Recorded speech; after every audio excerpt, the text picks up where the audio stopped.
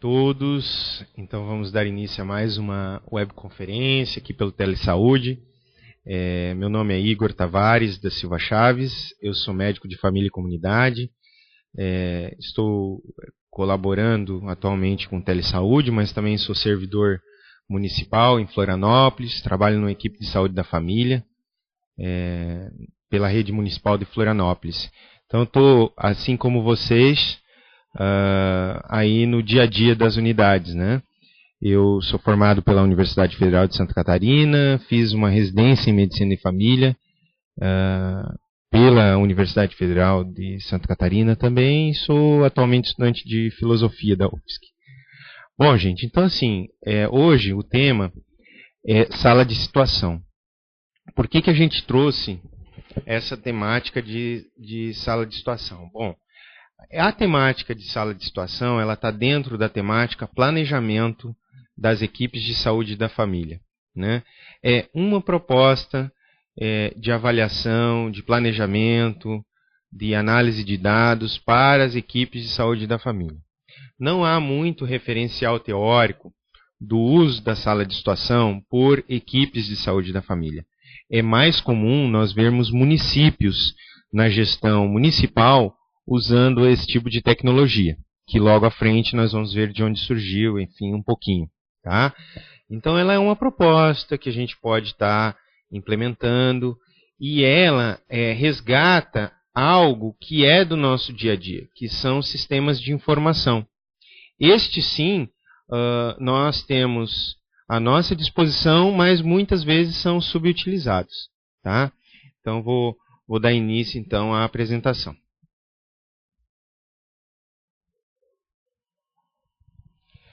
Bom, então, afinal de contas, né, o que é a sala de situação?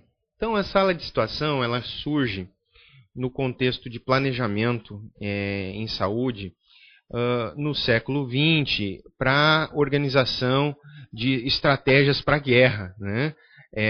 Ela era uma análise de dados para movimentos de guerra e que depois foi utilizado para por empresas e instituições com o fim também de planejar não para a guerra, né, mas para situações no decorrer baseadas na conjuntura, baseada nos dados, né, e o estabelecimento do planejamento a partir de dados.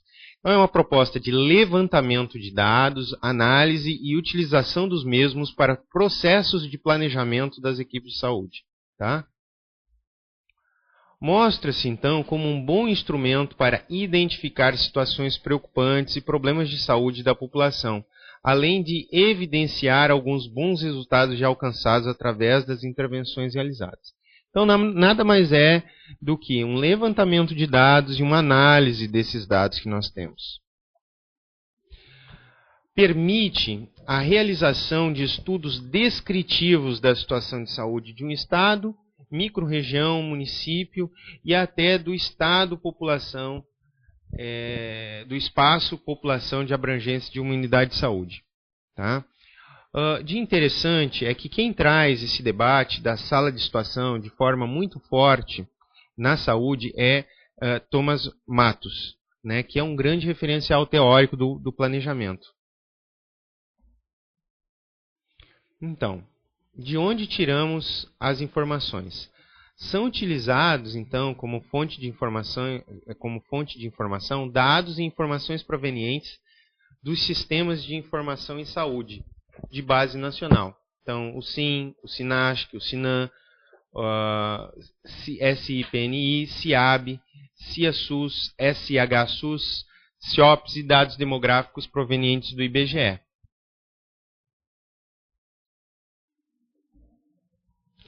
Então, de novo, qual é o objetivo da sala de situação?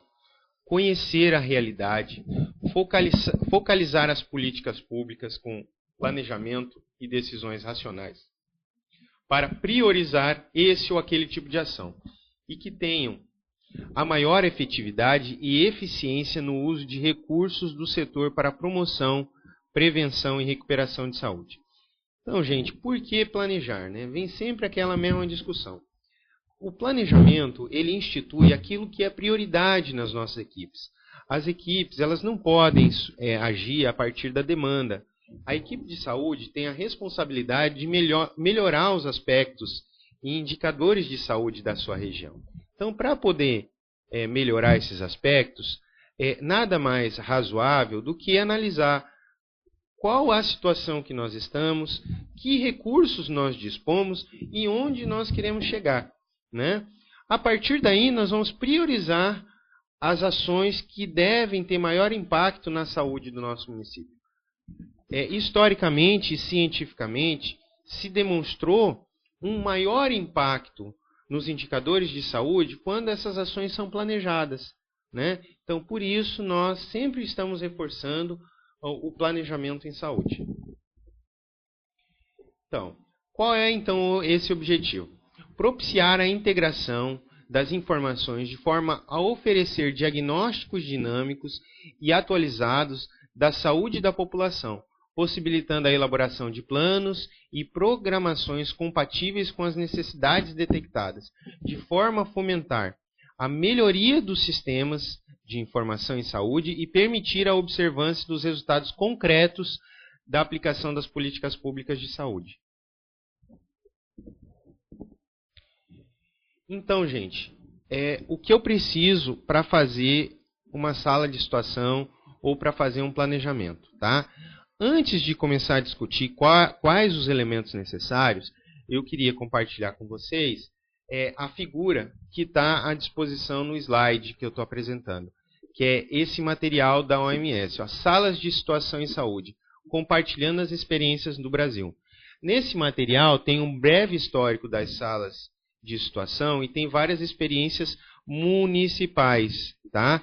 Eu não achei um compilado na literatura de experiências das equipes de saúde da família, que eu sei que várias utilizam, tá? Principalmente na região Nordeste, na região Sudeste, utilizam bastante sala de situação. Já vivenciei, fiz visitas para equipes que utilizam a sala de situação, mas não é uma realidade difundida ou ainda estudada para as equipes de saúde da família. Há uma baixa cultura de planejamento nas equipes de saúde da família. E isso é algo que nós devemos contornar, nós devemos superar, né? E buscar então melhorar o planejamento das nossas equipes e produzir materiais sobre experiências em planejamento das equipes de saúde da família. Então, para isso, o que nós precisamos? Primeiro, nós precisamos coletar, tabular e processar os dados que nós temos à disposição.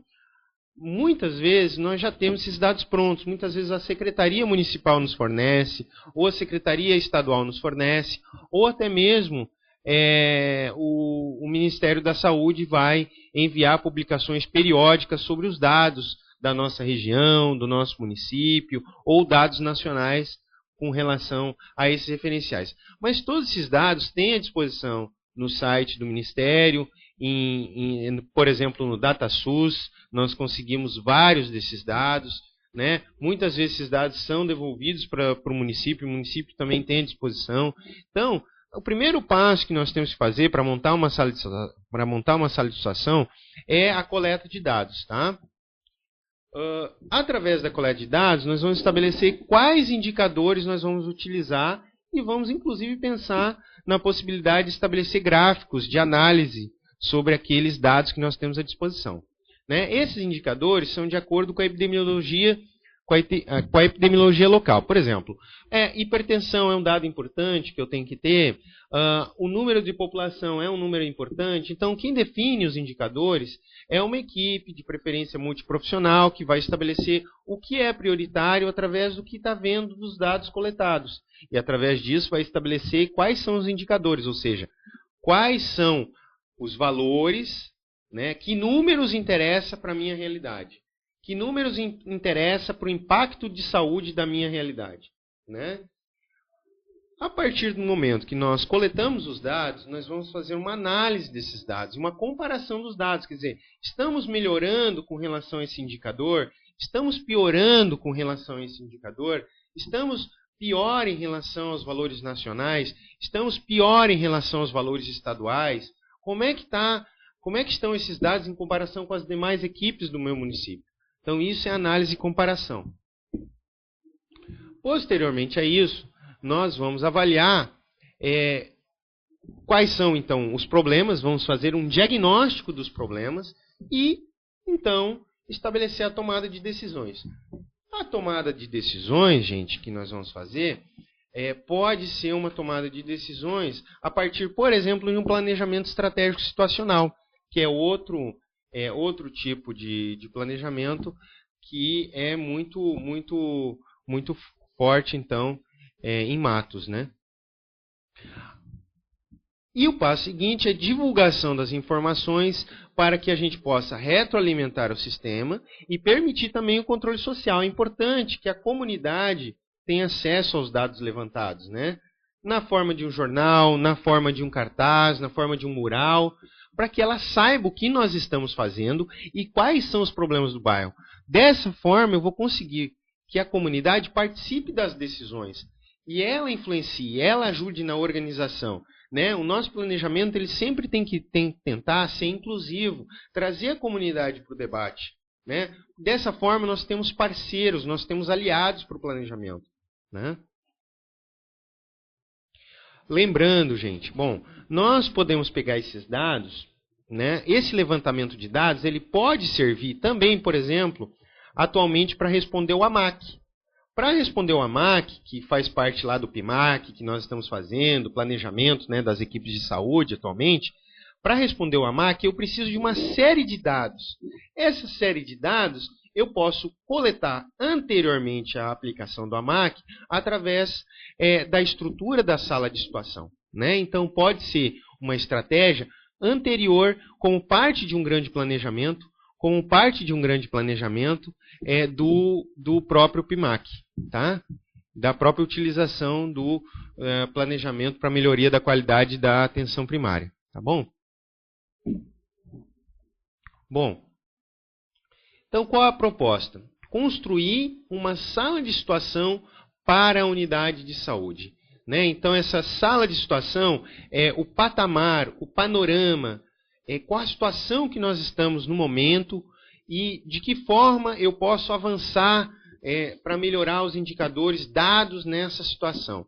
Então, a analogia adequada para isso é essa do mapa que eu desenhei, que está na tela de vocês. Olha só, a sala de situação é o mar, se o mar está calmo, se tem vento, se não tem. Vocês estão vendo um barquinho ali, ó, e o xizinho marca o tesouro. Marca o local que nós queremos, né? Então, o tesouro que é melhorar a saúde da nossa população, né? Nós podemos, inclusive, montar a visão do nosso município. Então, o tesouro pode ser a visão do nosso município, melhorar o SUS, melhorar o atendimento da comunidade, melhorar os nossos indicadores de saúde. Então, esse é o tesouro que nós queremos alcançar. A rota é o planejamento. O planejamento, como chegar nesse tesouro, é o planejamento. E aquilo que nós temos, bom, eu tenho um barco com capacidade para 8 pessoas, eu tenho um mar revolto, eu tenho um mar calmo, eu tenho uma corrente que me ajuda, eu tenho peixe nesse mar que eu posso pescar, eu tenho ilhas que eu posso parar para buscar alimentos, eu tenho tantas pessoas dentro desse barco comigo, eu tenho uma equipe eficiente nesse barco. Então, a situação que eu estou no momento, o que eu tenho de possibilidade para alcançar esse tesouro, se os meus combatentes, se os meus aventureiros são corajosos, se eles são audazes, né? Tudo isso é o que eu tenho no momento. Então, esse conjunto de dados faz parte da situação atual. Né? Na verdade, aqui, gente, eu estou trazendo agora uma proposta de dados, tá? Uma sugestão de dados. Não precisa ser esses que vocês vão utilizar. Vocês podem fazer menos dados que isso para a sala de situação ou podem fazer mais dados que o que eu estou colocando. Tá? Mas, enfim, para fazer uma sala de situação básica, para poder fazer uma análise básica da situação de saúde daquele momento, da nossa comunidade, da nossa equipe. O que eu preciso? Bom, eu preciso saber qual é o número de pessoas que eu tenho como responsabilidade, né? Qual o número de pessoas que eu tenho para cuidar, né? Qual é a população descrita que eu tenho. eu consigo esses dados com o IBGE. Tá? Se eu tiver um bom SEAB, também bem preenchido, eu também vou ter esse dado através do cadastro dos agentes comunitários. Mas, enfim, normalmente a fonte oficial para esses dados, para o Ministério, para todo tipo de planejamento, é o IBGE. Eu tenho que saber o número de homens que eu tenho e o número de mulheres. Afinal de contas, eu tenho um planejamento que não é igual para cada gênero, não é? Eu tenho, por exemplo, se eu tenho mais mulheres, eu preciso ter uma estratégia de rastreio de CA de mama, ou eu tenho que ter uma estratégia para preventivo, né? Coleta de citopatológico. Né? Então eu tenho que saber quantos homens eu tenho e quantas mulheres eu tenho. O número de crianças, gente, é importante, porque a mortalidade infantil é um índice utilizado como indicador de desenvolvimento de um país. Né? Nós queremos que as nossas crianças vivam mais. Então é muito importante eu saber quantas crianças eu tenho, porque criança em qualquer lugar do mundo é prioridade. Né? O número de adolescentes. Por que é importante o número de adolescentes? Adolescente vai estar envolvido no contexto da dinâmica familiar. Adolescente é a fase que eu vou ter o primeiro contato com as drogas, com álcool, com tabaco, com a sexualidade. Então é importante eu saber quantos adolescentes eu tenho. E o número de idosos. Né? Afinal de contas, uma população idosa é uma população com mais doença crônica. É uma população que exige um trabalho maior de prevenção, tem mais riscos envolvidos com fatores de intervenção na saúde, de prevenção secundária, terciária, né? Então eu tenho que saber o número de idosos, né? E, consequentemente, eu vou saber, daí o que sobrar é a população de adulto jovem, não é mesmo? Bom, é importante eu saber em que contexto sociocultural eu estou localizado. Quer dizer, e aí vocês podem utilizar os dados do SEAB, né? Coletar na ficha A do SEAB, vocês vão ter todos esses dados. Pode fazer um levantamento sociocultural apenas pelo dado do SEAB. Podem incluir outros indicadores, mas eu coloquei indicadores que são preenchidos no cadastro das famílias do SEAB. Então, a escolaridade é preenchida. A ocupação, vocês podem montar panorama. Olha, eu tenho 80% de trabalhadores de serviços gerais. Eu tenho 20% de trabalhadores de obras, né? Eu tenho trabalhadores com vínculo estatal, com vínculo precário. Então, eu posso montar um panorama também, porque a ocupação é um dado que é preenchido no SEAB. Situação de moradia, se é casa de alvenaria, se é casa de madeira, né? Isso tudo são dados que eu tenho no SEAB. O tipo de transporte utilizado, se é por ônibus, se é por carro, se é por carroça, né? Isso aí eu consigo lá. Os meios de comunicação que a população utiliza, se tem telefone, se tem internet, se não tem, tudo isso são indicadores que eu vou ter uma característica da minha comunidade, né? As famílias cadastradas no Bolsa Família. Esse é um dado novo, gente. Mas como família, para estar no Bolsa Família, tem que ter uma situação de renda total muito baixa, é um importante fator também de desenvolvimento. Outro fator que até eu não coloquei, mas me veio à mente agora, é o número de cômodos da casa, que também é preenchido na ficha A. O número de cômodos também é um critério para estabelecer a renda e o tipo de comunidade que eu tenho. Famílias com muita gente em poucos cômodos são indicador de baixo desenvolvimento, né? Então isso também me dá uma característica sociocultural, tá? O que mais, gente? Característica sanitária e ambiental, também consigo através do SEAB. Então, é interessante eu saber o destino do lixo, se o lixo está sendo tratado, se tem coleta no meu bairro, né? O tratamento da água no domicílio, se é água florada, né? Se é uma água tratada, se não é, né? Se é por fonte. Né? Então isso é importante. A forma de abastecimento, se é água encanada, se é por poço, artesiano, qual o tipo de água. Então tudo isso eu vou ter um panorama sanitário e ambiental. O destino das fezes, se eu tenho fossa, se eu tenho rede de esgoto. Né? Então isso me dá um diagnóstico sanitário e ambiental.